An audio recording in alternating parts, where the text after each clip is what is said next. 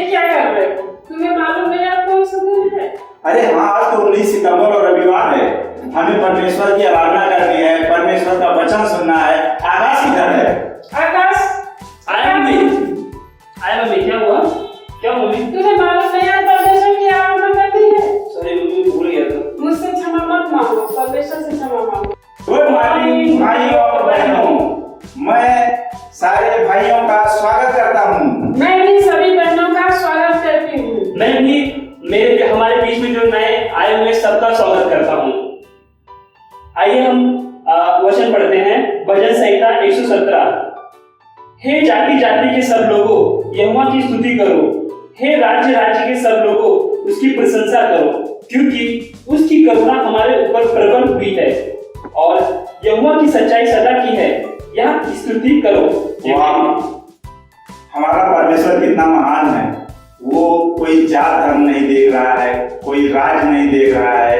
सारे लोगों को परमेश्वर ने चुन लिया है और सारे लोगों से बोल रहा है जो है कि अगर हम सब परमेश्वर की स्तुति करेंगे, सच्चाई की राह पे चलेंगे, परमेश्वर के पीछे चलने वाले बनेंगे, तो परमेश्वर हमें हमेशा सही जगह पे और सही स्थिति में, और परमेश्वर हमें सही जगह पे लेके जाएगा। मैं परमेश्वर को धन्यवाद देता हूँ और प्रार्थना करता हूँ परमेश्वर से कि हम सबके बीच में उपस्थित हो। और आइए हम सब प्रार्थना में चलते हैं। हे हमारे स्वर्गीय पिता प्रभु यीशु, इस सुंदर सी सुबह के लिए हम सब भाई बहन आपको धन्यवाद देते हैं और विश्वास करते हैं पिता, आज इस सभा में जो भी हो पिता, प्रार्थना हो प्रभु, भोज हो, दान हो, वचन हो, सारी चीजों में परमेश्वर हमारे दिलों को खोले जो है पिता। हम सबके बीच में आप उपस्थित हो पिता, ताकि हम सब जो भी करें परमेश्वर, केवल उसमें आपकी महिमा हो, आपका आदर हो परमेश्वर। हमारे दिलों को खोलना पिता, ताकि हम सब परमेश्वर आपके पीछे चलने वाले बन सके परमेश्वर। छोटी सी प्रार्थना अपने प्यारे पिता मसीह यीशु के नाम से मांगता हूँ, आमीन।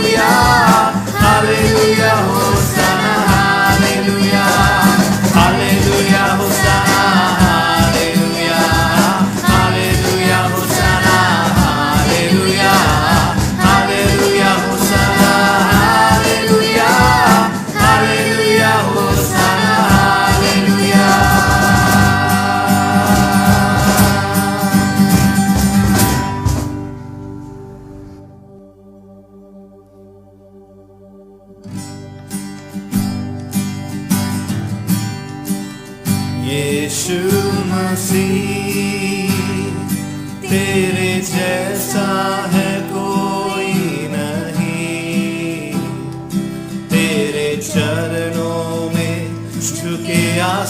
आसमां और महिमा गाए ज़मीं। यीशु मसीह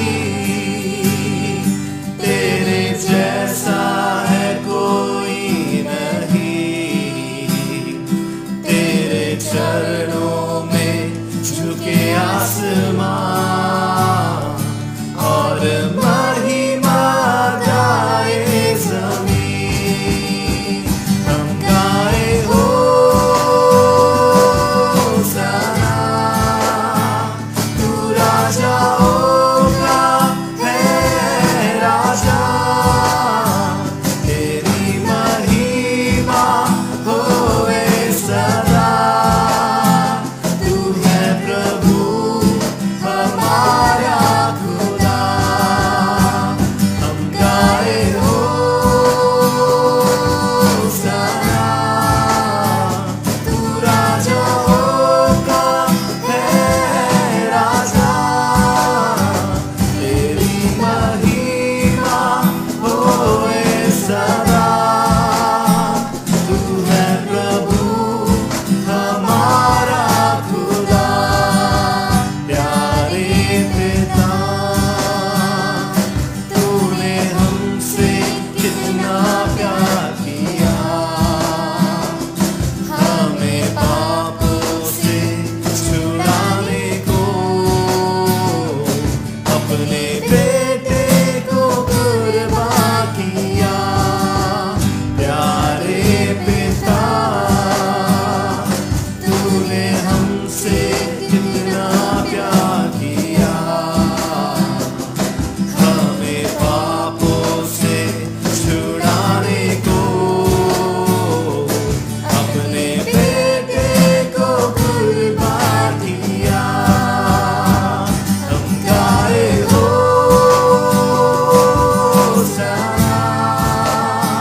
तू राजाओं का है राजा, तेरी महिमा होए सदा।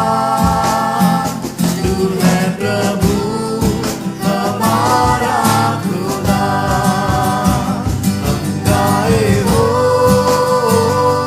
होसाना, तू राजाओं का है राजा, तेरी महिमा होए सदा। तू है प्रभु हमारा खुदा। पवित्र आत्मा साथ है तू हमारे सदा, अपनी राहों में हमको चला, हमें यीशु के जैसा बना। पवित्र आत्मा साथ है तू हमारे सदा, अपनी राहों में हमको चला, हमें यीशु के जैसा बना। हम गाए होसाना, तू राजाओं का है राजा, तेरी महिमा होए सदा। तू है प्रभु हमारा खुदा। हम गाए हो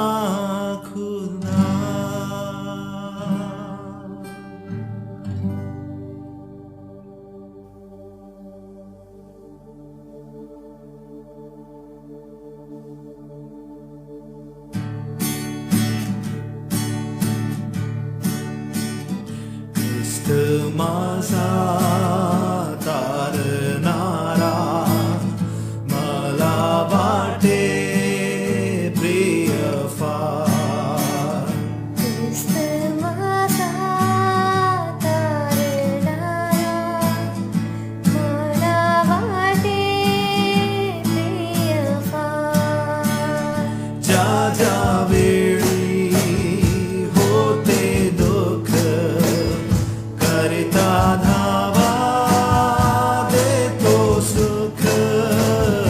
ज्या ज्या वेळी होते दुःख करिता धावा देतो सुख.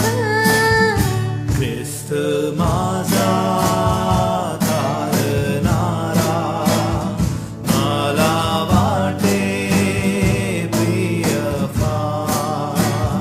ख्रिस्त माझा तारणारा मला वाटे प्रिय फार. किती नम्र प्रभू झाला पापी जग तारायाला. किती नम्र प्रभू झाला पापी जग तारायाला. ख्रिस्त माझा तारणारा मला वाटे प्रिय फार. ख्रिस्त माझा तारणारा मला वाटे प्रिय फार. मला वाटे प्रिय फार.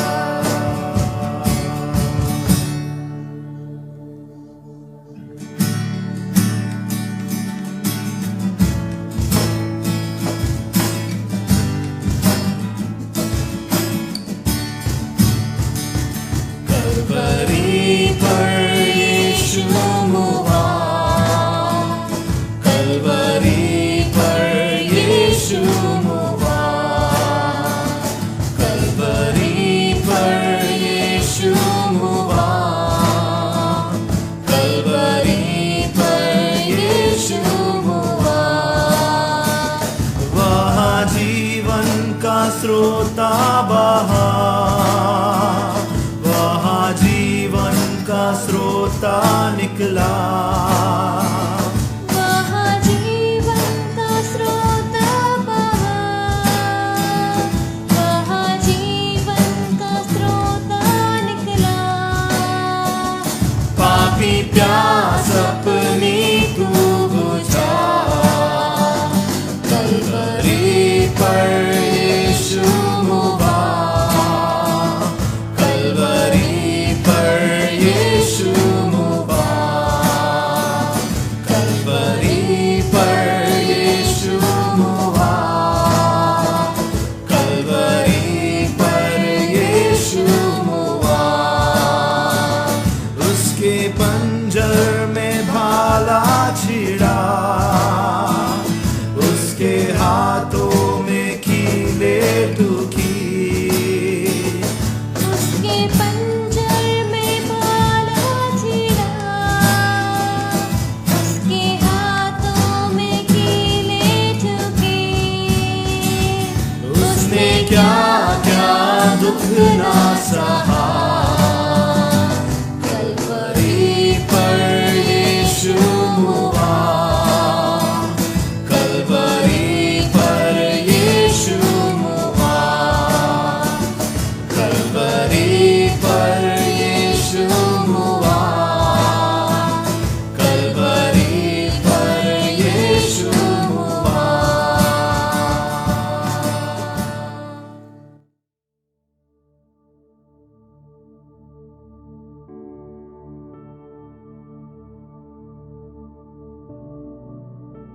भाइयों बहनों, यह समय है प्रभु भोज का। आए हम देखते हैं पहला यूहन्ना अध्याय 4 वचन 10। प्रेम इसमें नहीं कि हमने परमेश्वर से प्रेम किया, पर इसमें है कि उसने हमसे प्रेम किया और हमारे पापों के प्रायश्चित के लिए अपने पुत्र को भेजा। भाइयों बहनों, हम अपने पापों में मर गए थे। हमारे पापों के कारण हमारे और परमेश्वर के बीच एक दीवार आ गया था। हमने उनके वचनों को तोड़ा और एक अशुद्ध जीवन जिया, और इसी के कारण परमेश्वर का क्रोध आज हम पर है। और ये सब जानते हुए भी हम कभी भी परमेश्वर के पास नहीं आए, बल्कि वो हमारे पास आए। परमेश्वर ने हमें अकेला नहीं छोड़ा, पर वो हमारे लिए आए। हमने जो भी किया था और हम जो भी बन चुके थे, उन सब के बावजूद वो हमें बचाने के लिए आए। उन्होंने परमेश्वर का क्रोध अपने ऊपर ले लिया। एक बार सोच कर देखिए, परमेश्वर ने अपने पुत्र को भेजा, ये जानते हुए कि एक दिन परमेश्वर अपना पूरा क्रोध यीशु मसीह पर डाल देंगे, और यीशु मसीह ने वो सारा क्रोध अपने ऊपर पूरी तरह से ले लिया। जो भी पीड़ाओं से प्रभु यीशु मसीह हमारे लिए गए, वो हमारे उद्धार के लिए था। उनके पीड़ाओं से परमेश्वर दिखा रहे थे कि वो हमसे कितना प्रेम करते हैं। उन्हें मारा गया, उन पे कोड़े डाल दिए गए, और उनके शरीर के हर एक भाग में हमारे लिए उन्होंने दर्द सहा। वो ये सारे चीज़ों से गुजरे ताकि हम परमेश्वर के साथ एक हो सके। सोचकर देखिए, आप एक डॉक्टर के पास जाते हैं और आपको एक इंजेक्शन मिलता है, और हम में से कई सारे लोगों के लिए वो एक दर्दनाक बात है, पर यीशु मसीह ने हमारे खातिर उससे भी कई सारे दर्द से गुजरे ताकि हमारा उद्धार हो। भाई और बहनों, प्रभु भोज एक ऐसा समय है जहाँ पर उस पुत्र के पीड़ाओं को और उस पिता के प्यार को हम याद करते हैं।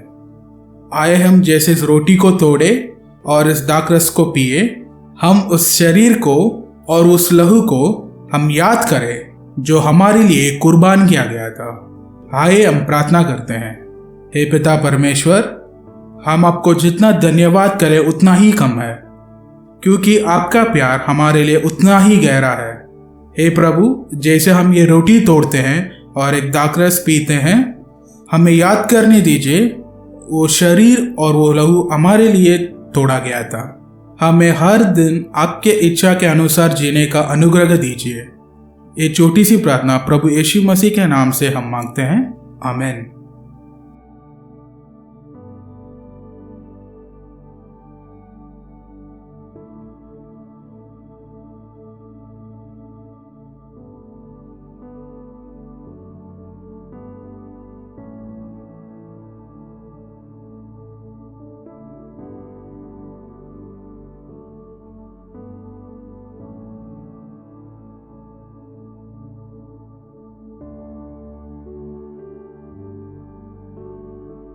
भाई और बहनों, ये दान का समय है, और मैं आपको ये प्रोत्साहन देना चाहता हूँ कि हम जो भी दान दें वो प्यार से दें, क्योंकि परमेश्वर को ऐसे दानी लोग पसंद है। जो दान हम आज इकट्ठा करेंगे वो कलीसिया के ज़रूरतों के लिए और हमारे कलीसिया में जो ज़रूरतमंद लोग हैं उनके मदद के लिए लिया जा रहा है। तो आइए हम इस दान के लिए प्रार्थना करें। हे पिता परमेश्वर, आज जो भी हमारे पास है वो आपके हाथों से मिला हुआ तोहफा है। हम आपको धन्यवाद करते हैं ये सारे आशीषों के लिए जो आपने हम पर बरसाई है। हे पिता, ऐसा होने दीजिए कि अब जब हम दान दें, हम इसे अपने पूरे दिल से दें ताकि आपकी महिमा हो। ये छोटी सी प्रार्थना प्रभु यीशु मसीह के नाम से करता हूँ, आमीन।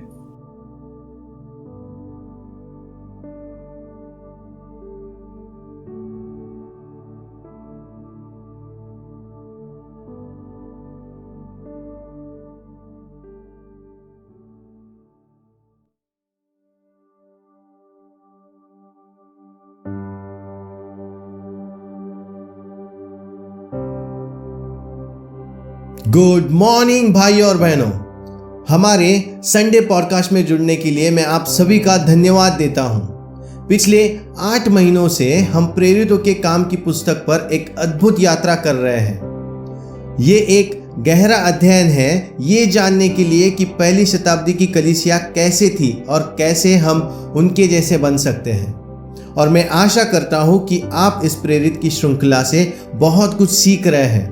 और आज हम प्रेरितों के अध्याय 21 के पहले भाग से सीखेंगे। लेकिन इससे पहले मैं आपको संक्षिप्त में कुछ बातें बताना चाहता हूं कि लूका जो इस किताब का लेखक है वो सभी पढ़ने वालों को क्या बताना चाहता है। सबसे पहले हमने प्रेरित की किताब अध्याय 2 में देखा कि कलीसिया की शुरुआत सभी शिष्यों के ऊपर पवित्र आत्मा उंडेले जाने के साथ हुई जब वो ऊपर के कमरे में इकट्ठे थे।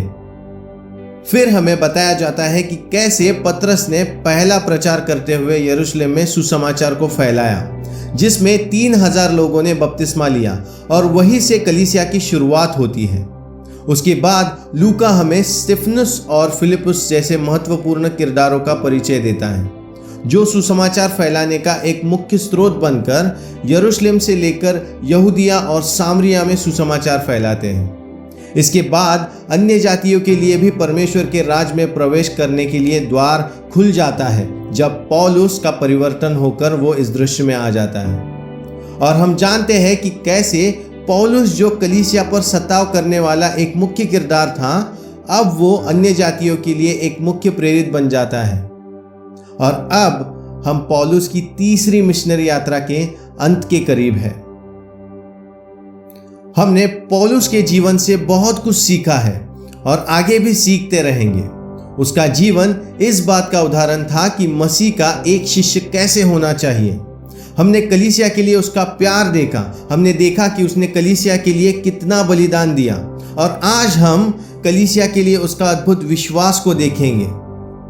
तो इसी विचार को ध्यान में रखते हुए आइए हम वचनों में जाते हैं और पढ़ते हैं प्रेरितों के काम अध्याय 21 में वचन 1 से लेके 3 तक। आज मेरा पहला अंक है अपने मिशन के प्रति पौलुस का विश्वास। हम पढ़ते हैं प्रेरित की किताब अध्याय 21 में वचन 1 से लेके 3।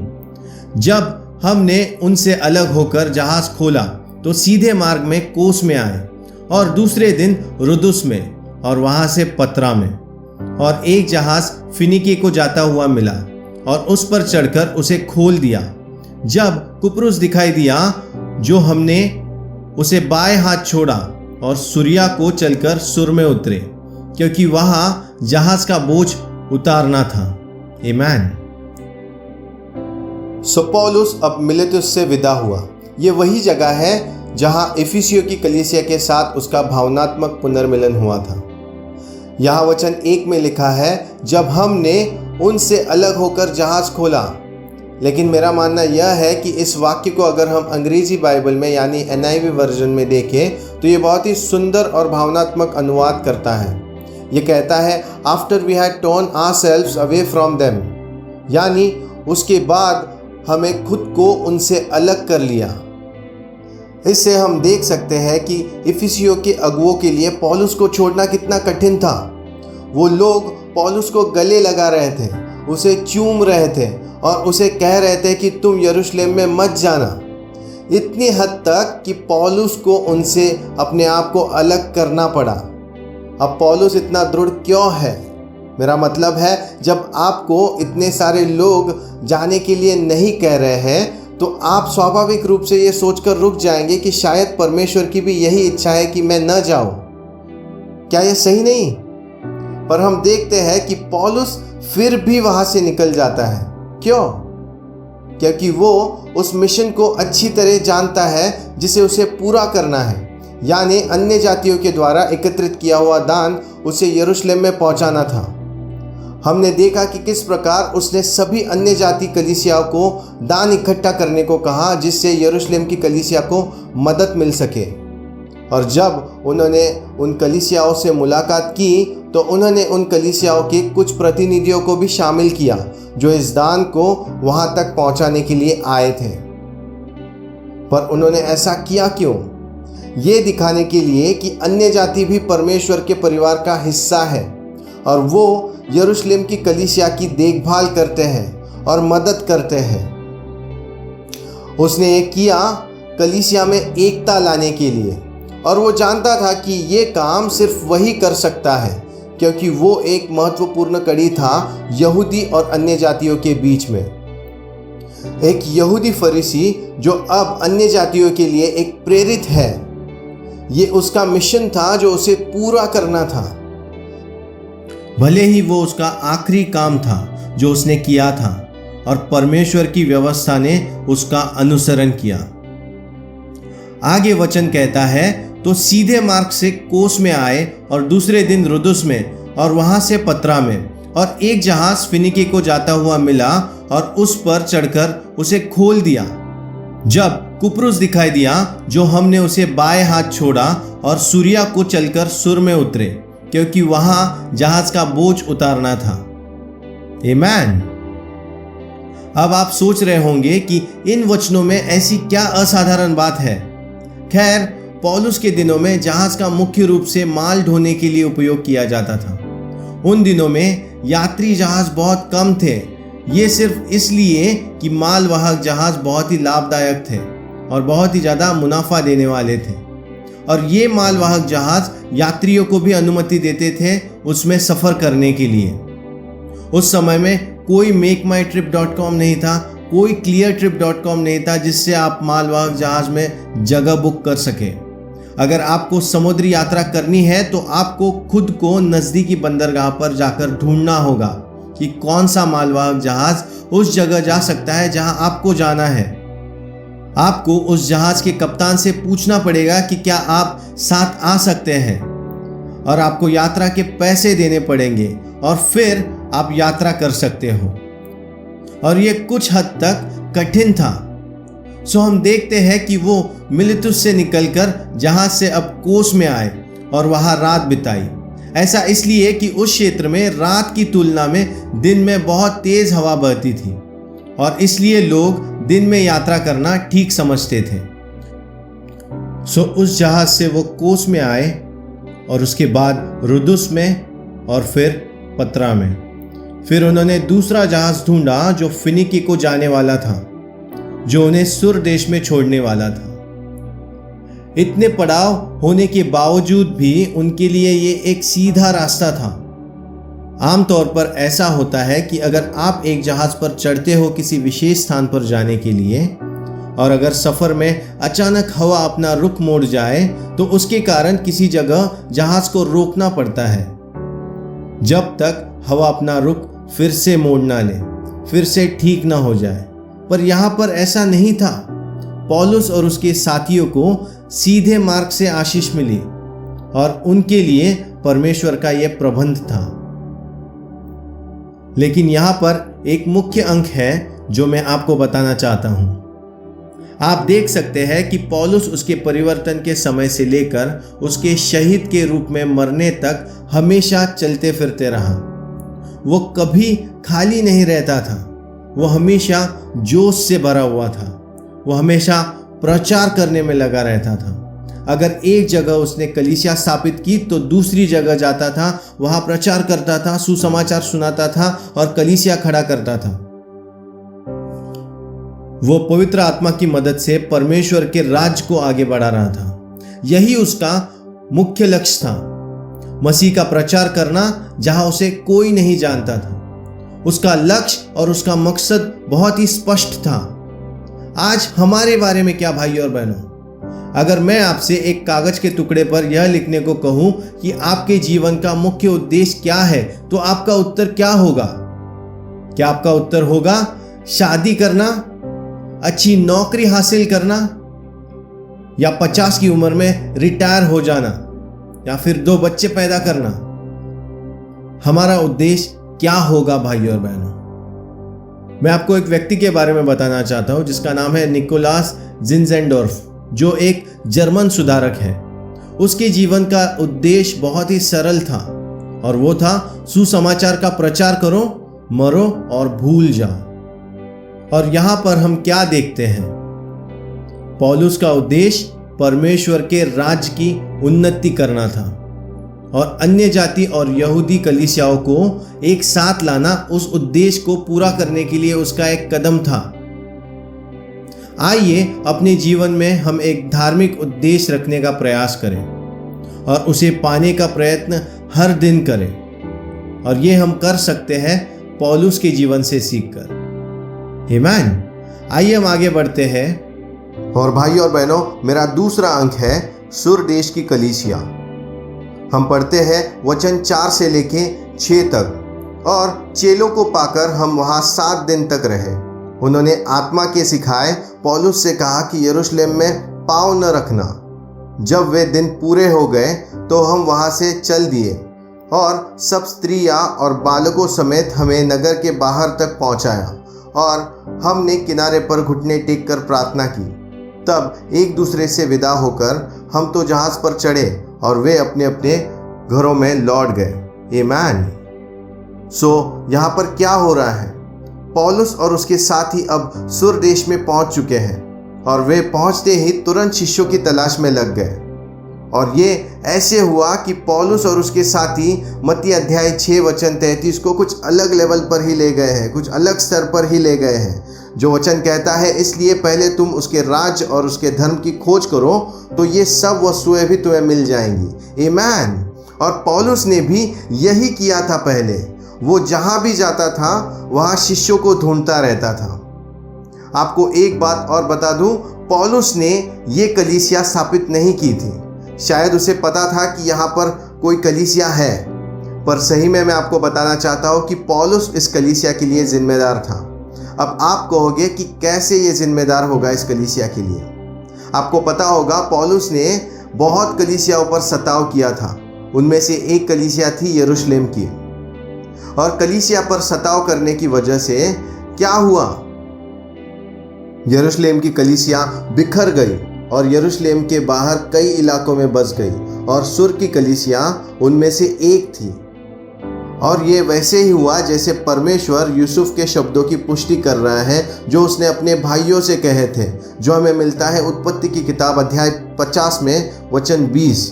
यद्यपि तुम लोगों ने मेरे लिए बुराई का विचार किया था, परंतु परमेश्वर ने उसी बात में भलाई का विचार किया, जिससे वह ऐसा करे जैसा आज के दिन प्रकट है कि बहुत से लोगों के प्राण बचे हैं। आमीन। भाई और बहनों, क्या ये आश्चर्यजनक नहीं? पौलुस जिसने कलीसिया को तबाह किया था, अब वही मसीह का सुसमाचार लेकर इस कलीसिया के पास आया है। सो पौलुस सुर देश में घूम रहा होगा और लोगों को पूछ रहा होगा कि यहाँ पर कोई मसीही लोग रहते हैं। शायद लोगों ने भी उसे उत्तर दिया होगा, हाँ, ऐसे लोग तो यहाँ पर रहते हैं जो किसी यीशु के बारे में बातें करते रहते हैं। हम उन्हें यीशु के लोग बुलाते हैं। वो थोड़े पागल तो है पर अच्छे हैं। हाँ, वो पागल है पर अच्छे भी है। वो हर दिन बाजार में मिलते हैं। शायद वो अब तुम्हें बाजार में मिलेंगे। भाई और बहनों, मुझे लगता है कि ऐसी कुछ बातें पौलुस ने उन लोगों से की होगी जब वो शिष्यों को ढूंढ रहा था। भाई और बहनों, बहुत ही महत्वपूर्ण बात है। और यहाँ पर एक प्रश्न भी है हमारे लिए कि अगर हमारी सोसाइटी में अगर कोई आकर पूछे कि यहाँ पर कोई मसीही लोग रहते हैं, तो क्या लोग आपके बारे में बता पाएंगे? क्या लोग आपका नाम लेंगे? सोचिए, अगर पौलुस घाटकों पर या वाशिनाका या पांजरापोल में आ जाए और पूछे कि मसीह लोग कहाँ रहते हैं, कलीसिया जाने वाले लोग कहाँ रहते हैं, क्या हमारे पड़ोसी, हमारे इर्द गिर्द के लोग हमारे बारे में बता पाएंगे कि ये वही लोग हैं जो कलीसिया में जाते हैं?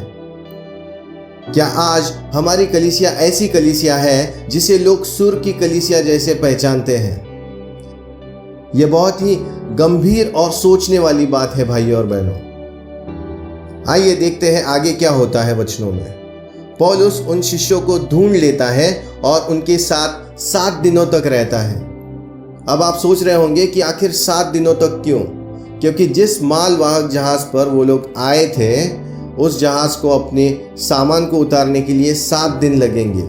इससे हमें यह भी पता चलता है कि वो जहाज बहुत ही बड़ा था। पौलुस और उसके साथी उस जगह पर 7 दिन तक रहते हैं और जब जहाज का सारा सामान उतर जाता है, वो फिर से अपनी यात्रा पर निकल जाते हैं। और वचन 4 कुछ मज़ेदार बातें कह रहा है। वचन कहता है, उन्होंने आत्मा के सिखाए पौलुस से कहा कि यरूशलेम में पाँव न रखना। इस वचन का मतलब क्या है? आपको पता होगा कि पवित्र आत्मा के वरदान से उस वक्त में भविष्यवाणी भी की जाती थी और इस कलीसिया के एक या कई शिष्यों में ये वरदान था। और अब वो शिष्य आत्मा के सिखाए जाने से पौलुस से कह रहे थे कि तू यरूशलेम में मत जा।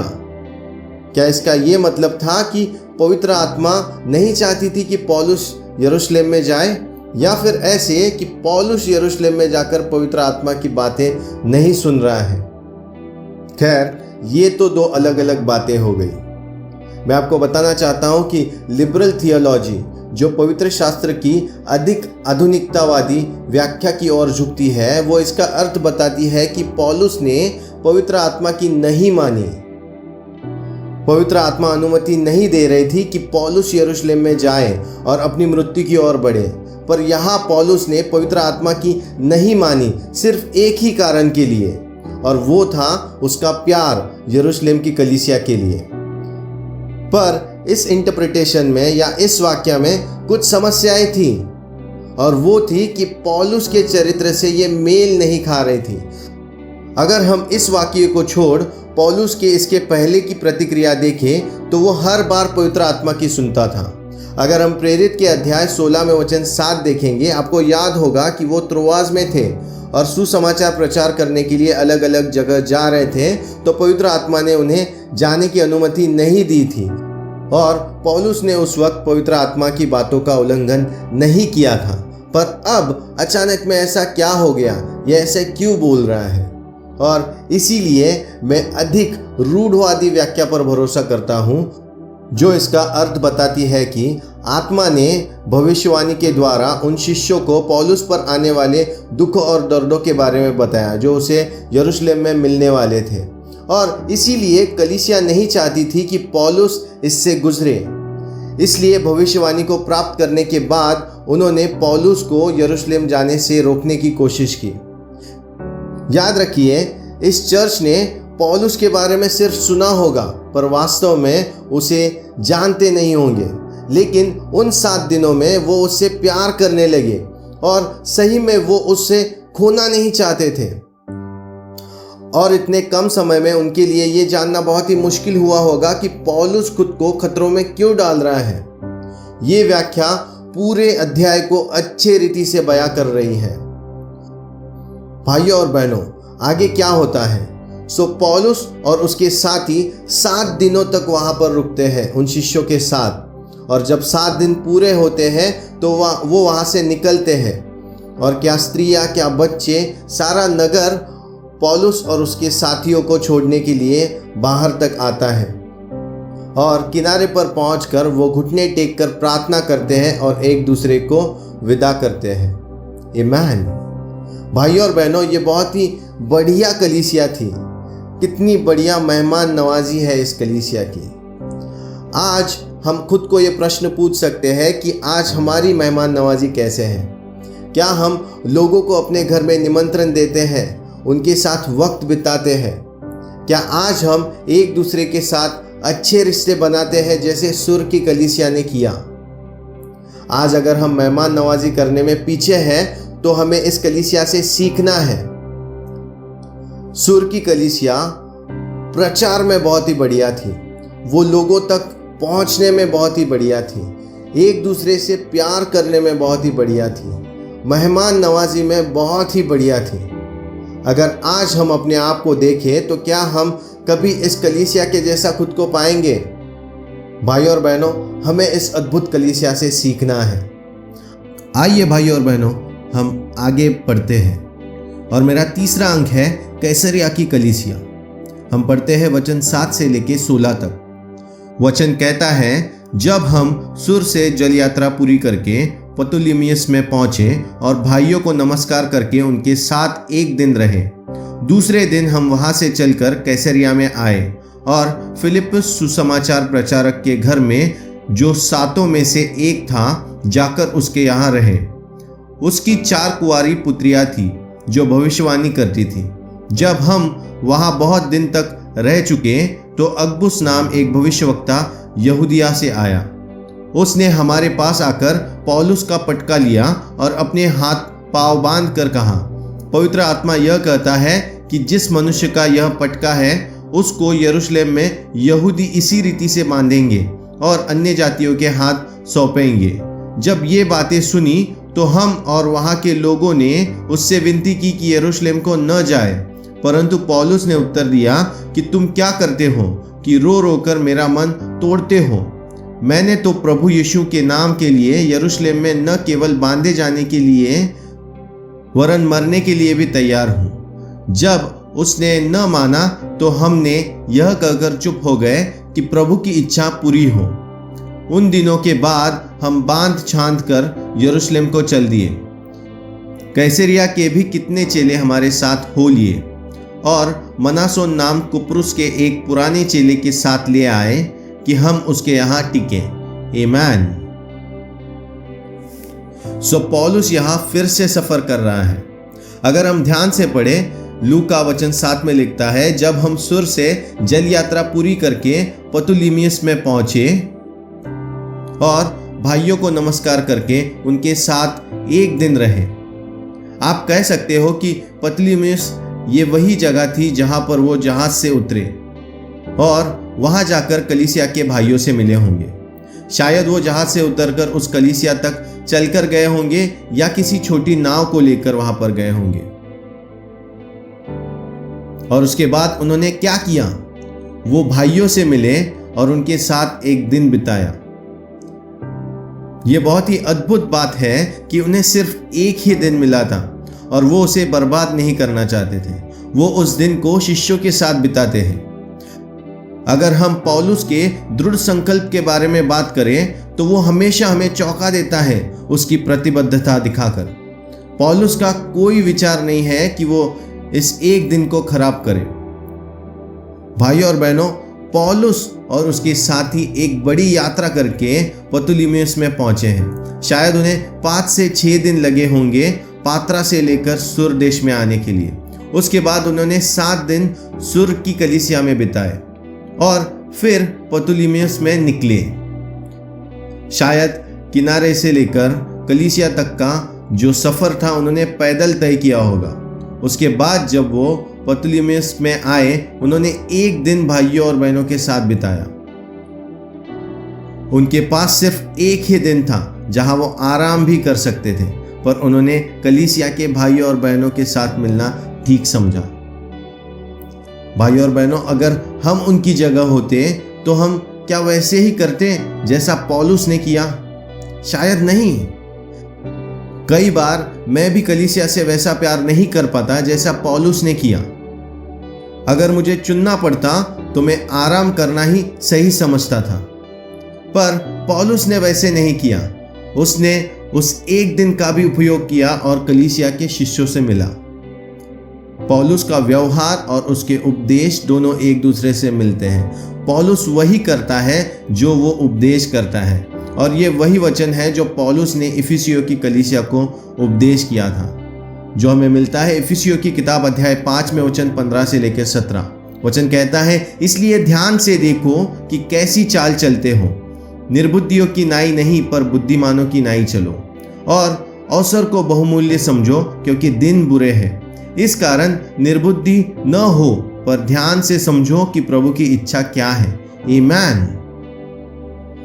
यहाँ पर पौलुस उसके उपदेश के अनुसार उसका जीवन भी जीता है, और वो हम यहाँ देख सकते हैं। उसके आगे लूका वचन 8 में बताता है कि दूसरे दिन हम वहां से चलकर कैसरिया में आए।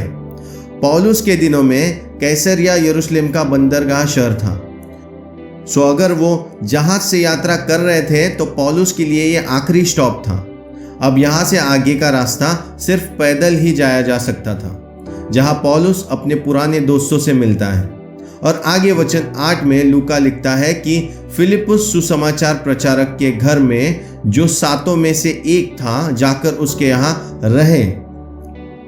भाई और बहनों, आपको याद है फिलिपुस?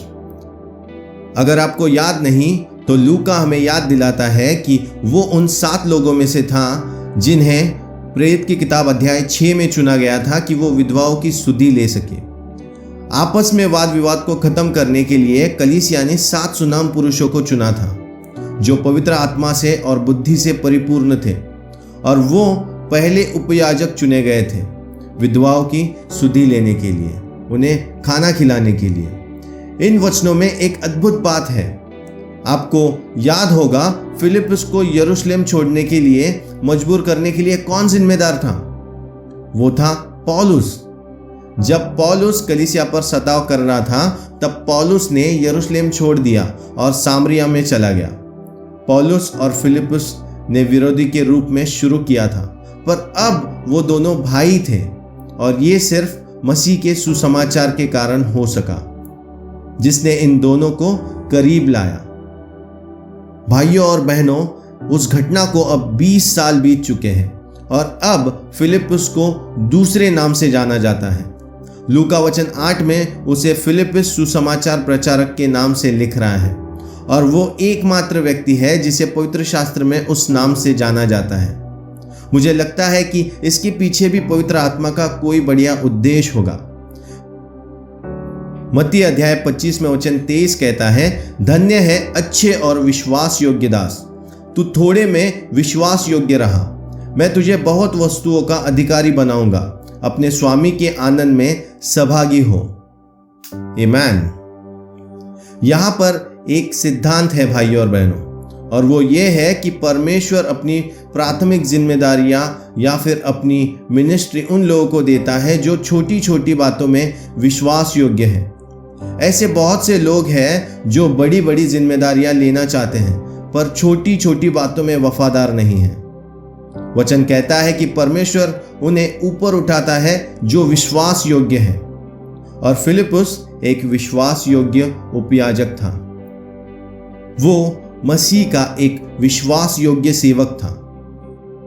वो विश्वास योग्य था विधवाओं की सुधि लेने के लिए। वो विश्वास योग्य था सामरिया में प्रचार करने के लिए, जिसके कारण उस नगर में बहुत ही आनंद हुआ, जो हमें मिलता है अध्याय 8 में। और उसी अध्याय में हम देखते हैं कि पवित्र आत्मा उसे बताता है और वो इथोपियन खजांची से मिलता है और उसे सुसमाचार सुनाता है, जिसके कारण इथोपिया में कलीसिया शुरू हुई।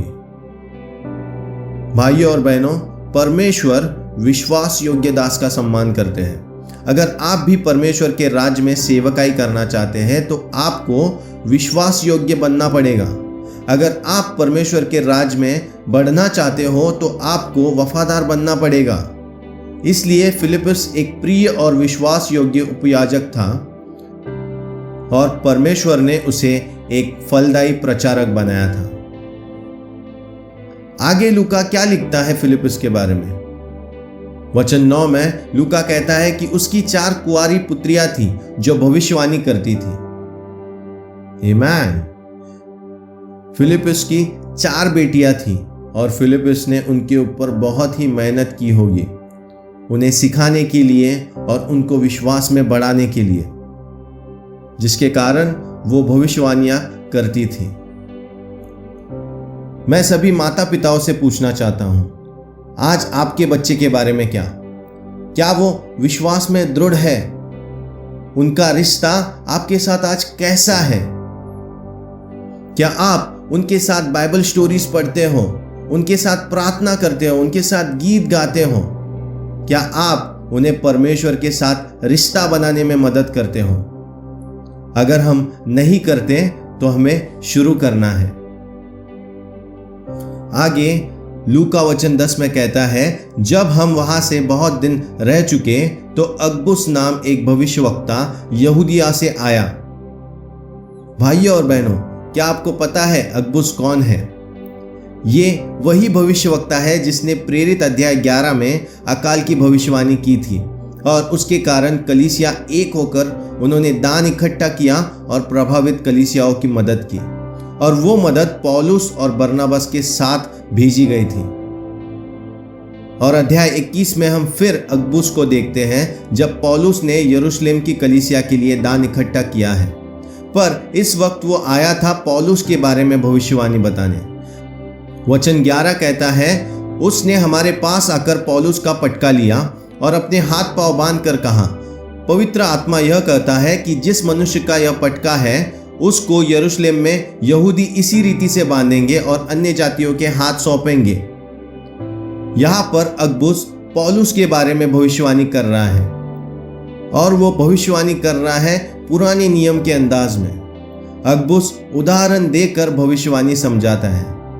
हमारे पास कई ऐसे उदाहरण हैं पवित्र शास्त्र में, जैसे यशाया भविष्यवक्ता जो हमें मिलता है यशाया की किताब अध्याय 20 में, यिर्मयाह भविष्यवक्ता यिर्मयाह की किताब अध्याय 13 में, यहेजकेल भविष्यवक्ता जो हमें मिलता है यहेजकेल की किताब अध्याय 4 में, और एलिया भविष्यवक्ता जो हमें मिलता है पहला राजा 11 में।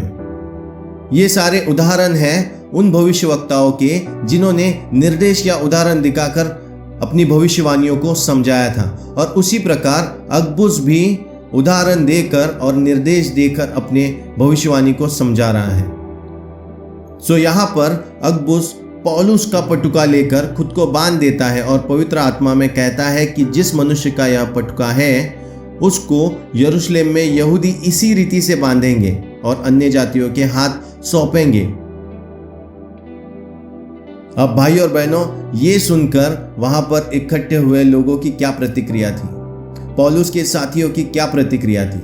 वचन 12 लिखता है, जब ये बातें सुनी तो हम और वहां के लोगों ने उससे विनती की कि यरूशलेम को न जा। सभी बहुत ही उदास है और रोने लगे और पौलुस से विनती कर रहे थे कि यरूशलेम में मत जा, और उसके साथी भी उससे विनती करने लगे। उन लोगों के मन में पौलुस के प्रति एक डर था कि पौलुस को कुछ हो ना जाए, पर पौलुस उनसे कहता है वचन 13 में कि तुम क्या करते हो कि रो रो कर मेरा मन तोड़ते हो। मैं तो प्रभु यीशु मसीह के नाम के लिए यरूशलेम में न केवल बांधे जाने के लिए वरन मरने के लिए भी तैयार हूं। यहां पर पौलुस कह रहा है कि तुम्हारे रोने से मेरा मन टूट रहा है। मैंने तय किया है कि मुझे यरूशलेम जाना है और अब तुम मुझे प्लीज मत रोको। भाई और बहनों, ये बहुत ही महत्वपूर्ण बात है और हमें समझना बहुत जरूरी है। शायद 100 या हजारों या उससे भी ज्यादा लोग अपने गोल को पूरा नहीं कर पाते जो परमेश्वर उन्हें देता है, और ये इसलिए होता है कि हमारे करीबी दोस्त, हमारे परिवार, हमारे इर्द गिर्द के लोग हमारे दृढ़ संकल्प को बिगाड़ देते हैं, ये कहकर कि ये तुम्हारे लिए बहुत ही जोखिम भरा है, इसमें बहुत ज्यादा बलिदान है, तुम ये नहीं कर सकते। मुझे पता है तुम ऐसा जीवन नहीं बिता सकते। आखिर तुम ही क्यों किसी और को करने के लिए कहो ना। कई बार इस प्रकार हमारा दृढ़ संकल्प टूट जाता है और जो गोल हमने ठाना है वो पूरा नहीं होता। देखिए भाई और बहनों, कुछ माता पिता हैं जिन्हें कलीसिया में फुल टाइम स्टाफ चाहिए, पर उन्हें अपने बच्चों को नहीं भेजना वो काम करने के लिए। अगर आप परमेश्वर के वचन को फैलता हुआ देखना चाहते हो तो क्या आप तैयार हैं आपके बच्चों को प्रोत्साहित करने के लिए? भाई और बहनों, ये बहुत ही महत्वपूर्ण है। जब आपके मिनिस्ट्री का कोई भाई या बहन या फिर आपके घर के कोई लोग परमेश्वर के राज में जिम्मेदारी लेना चाहे या कुछ ऐसा करना चाहते हैं जिससे परमेश्वर के राज की उन्नति हो, तो हमें कभी भी उन्हें मना नहीं करना है और उनके उस जिम्मेदारी के प्रति दृढ़ निश्चय को, दृढ़ संकल्प को हमें बिगाड़ना नहीं है। उसके बदले हमें उनको प्रोत्साहित करना है। इन वचनों में भी कैसरिया की कलीसिया पौलुस के लिए बहुत ही बढ़िया थी। वो पौलुस से प्यार करते थे और पौलुस ये बात जानता भी था, पर पौलुस ये भी बात जानता था कि उसका जो मिशन उसे दिया गया है वो उसे पूरा करना है और वो उसके लिए बहुत ही महत्वपूर्ण है। आगे लूका वचन 14 में लिखता है, जब उसने न माना तो हम यह कहकर चुप हो गए कि प्रभु की इच्छा पूरी हो। और यही हमारे दिलों में भी प्रार्थना होनी चाहिए भाई और बहनों, कि प्रभु की इच्छा पूरी हो।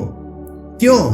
क्योंकि हम सुरक्षित होते हैं जब हम पवित्र और शक्तिशाली परमेश्वर की इच्छा के अनुसार चलते हैं। हमारे जीवन बहुत ही अलग हो जाएंगे अगर हम अपना जीवन इसी इच्छा के अनुसार बिताएं। और लूका इन वचनों को समाप्त करता है वचन 15 और 16 लिखकर। वचन कहता है, उन दिनों के बाद हम बांध छांद कर यरूशलेम को चल दिए। कैसरिया के भी कितने चेले हमारे साथ हो लिए और मनसोन नाम कुप्रुस के एक पुराने चेले के साथ ले आए कि हम उसके यहाँ टिके। आमीन। सो भाई और बहनों, आज हमने 3 अंक देखे, जिसमें से पहला अंक था अपने मिशन के प्रति पौलुस का दृढ़ विश्वास। भाई और बहनों, पौलुस अपने मिशन को बखूबी जानता था, वो अपने मकसद को जानता था और वो उससे पीछे हटा नहीं। चाहे कोई भी परेशानी क्यों ना आए, वो डटा रहा और वो उस मिशन को पूरा करने के लिए तत्पर था और हमेशा जोशीला था। आइए हम उससे सीखते हैं। मेरा दूसरा अंक था सुर की कलीसिया।